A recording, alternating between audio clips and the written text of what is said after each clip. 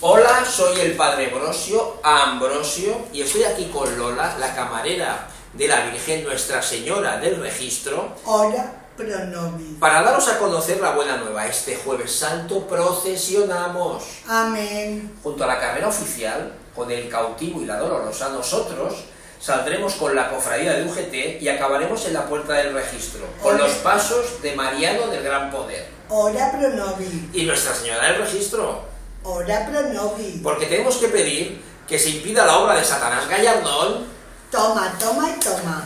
que quiere quitarnos nuestros bautismos, matrimonios y defunciones y entierros. Por la mañana, para animar la celebración, los cofrades sujetistas han organizado una concentración de oración para que Nuestra Señora del Registro Ora pro nobis. interceda ante Mariano del Gran Poder Ora pro nobis. para que evite que el impío Gallardón Toma, toma. privatice y regale el registro a los infieles. In nomine Patri, Filii y Espíritu Santo. Te esperamos. Amén.